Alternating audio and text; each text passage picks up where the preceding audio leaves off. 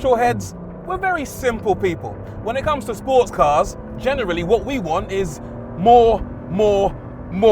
And that's especially the case when it comes to the Porsche 911.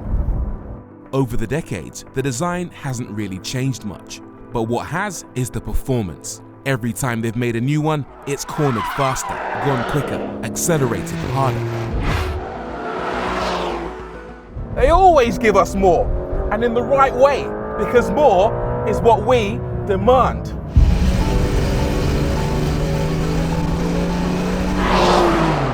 Unfortunately, more is becoming increasingly difficult in today's world, because in this day and age, there are rules that dictate just how you go about delivering that more.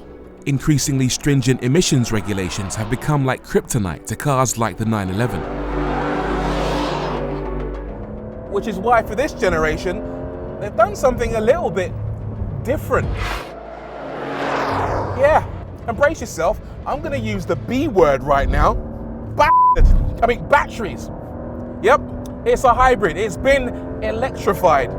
And I don't know about you, but I'm 99.999% sure that more electrons wasn't exactly what 911 fans had in mind.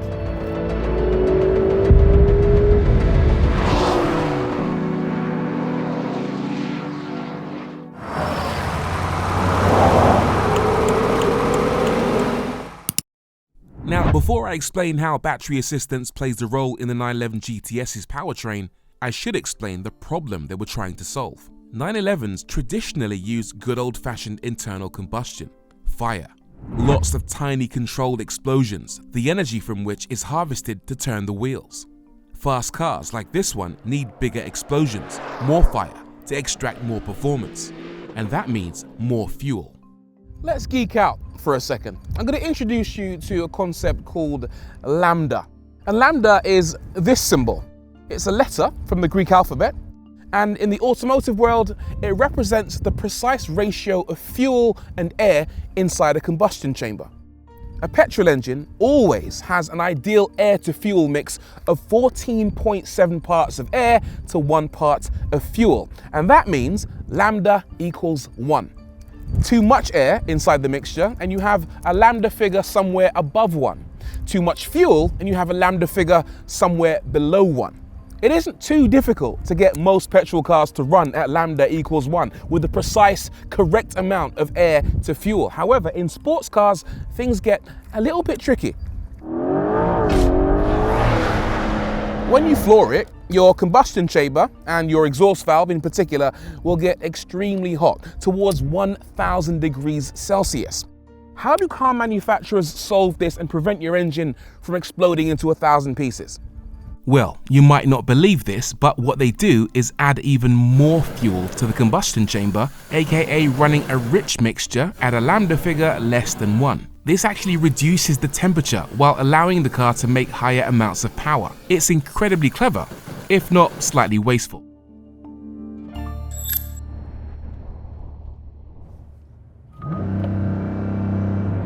Oh! Okay.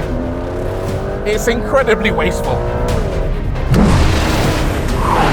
Predictably, the practice of using excess fuel to keep your engine combustion at the right temperatures was never really going to last very long. In fact, it might not even last out of 2025 because there's a new set of regulations on the way, Euro 7, which dictate that car manufacturers design engines that adhere to lambda equals 1, the perfect air-fuel mixture under all conditions at all times.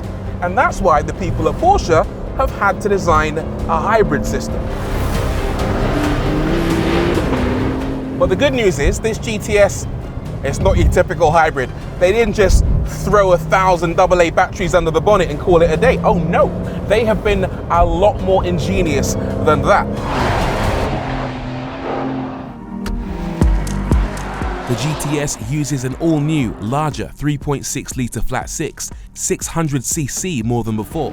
It also uses a new 8-speed transmission with a 54 horsepower electric motor living inside it. This is powered partly by a 1.9 kilowatt-hour lithium-ion battery pack mounted at the rear, which also drives a new electric turbo that can spin a motor between the compressor and turbine wheel without relying on exhaust gases. Now, it might sound a little bit blasphemous, but it was a solution born out of necessity, and it really does work. The engine by itself makes 485 horsepower with 570 newton meters of torque, but with the e-motor right here, it makes 541 horsepower and 610 newton meters. That's a lot of power. And the best part is that the GTS achieves that perfect air-fuel mix, lambda equals 1, at all times. And it doesn't need to do it by spraying petrol around like some kind of malfunctioning petrol pump. Without this approach, which should also be carried forward to future 911s, including the next GT3, the 911 wouldn't have a chance of meeting Euro 7. It might mean fast versions of this car might struggle to even exist. Forget the existential ramifications of this technology though. What you need to know is that more than anything, it makes the 911 better than ever.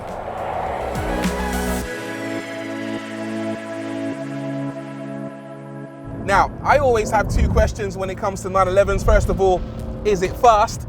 And then, is it fun? Let's tackle the speed thing first of all.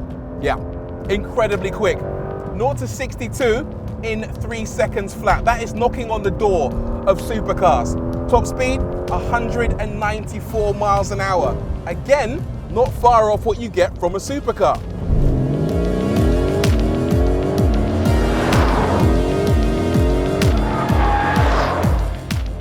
We've also got to talk about the noise. Listen to it. It's not all authentic. There is a little bit of augmentation going on, but you know what? I don't mind it. I think that sounds really good. That is a lovely note.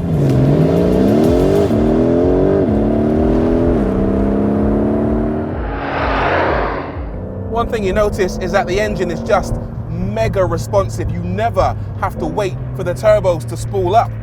The motor in the turbo gets its power from the battery, so it instantly spins up and fires air into the combustion chamber to give you that torque and that response that you demand. I'll give you an example of what I mean. Here comes a big hairpin, so hard on the brakes. In a normal 911, you turn into the corner, accelerate, and then you'd have to wait for the thing to spool up. You'd wonder whether you're in the right gear or not, sometimes having to shift down to first gear, but in this, not a bit of it. It just hooks up and flies out of the corner. One of the coolest things about the car is seeing how the various systems are working in harmony, how the car uses the turbo to power the motor or to recharge the battery pack, or how the battery pack powers the turbo or the e-motor, and how the internal combustion engine gives or receives assistance as necessary. I'm a big fan of seeing all of this data. It really satisfies my inner geek. It's such a cool thing to know that all that unwanted air from the exhaust is actually being used by the e-turbo to send power into the battery to give you power when you need it. Very clever.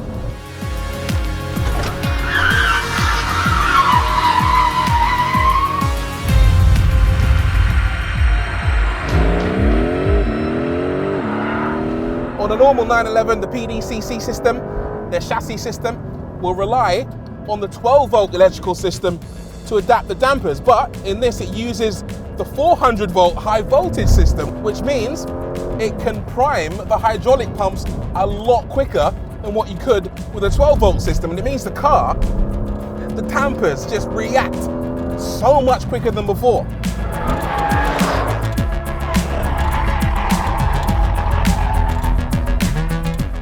Steering, absolutely brilliant. Porsche, they nail it over and over again, they really do. This Carrera 4S is all-wheel drive, which means the steering is a little bit more corrupted than what you might get on the rear-wheel drive version of this car, but honestly, it feels absolutely sensational. It's good on the limit too, once you're used to the slight increase in weight, 60 kilograms over the previous GTS, and you're aware of the extra mass towards the rear, plus the typical all-wheel drive tendency to want to pull you straight when mid-slide. But honestly, it's a hooligan.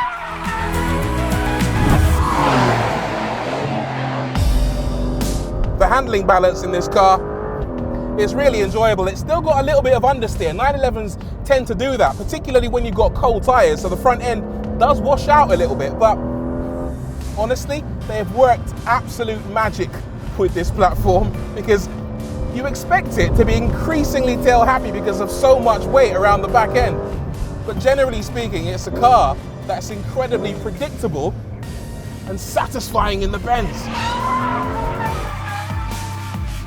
Its powertrain might not appear to be the ideal solution for those set in their ways, and there are clearly negative aspects to this transformation: the price, the increased weight, the mad complexity. But with this solution, the GTS T Hybrid gains more than it loses, and for me, it's a better, more enjoyable car as a result. The 911 has always impressed us with the way it's evolved over the years, and I know this latest iteration might seem as if its changes were enforced by a bunch of lawmakers. And that's true. But guess what? Porsche's engineers, they've not just turned lemons into lemonade, they've turned them into champagne. This thing absolutely delivers.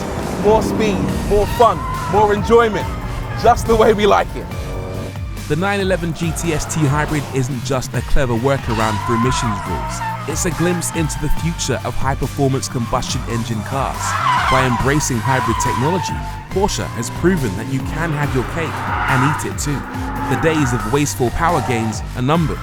In the modern era, it's all about adding performance in a way that's intelligent. And this 911, like others before it, is leading the charge.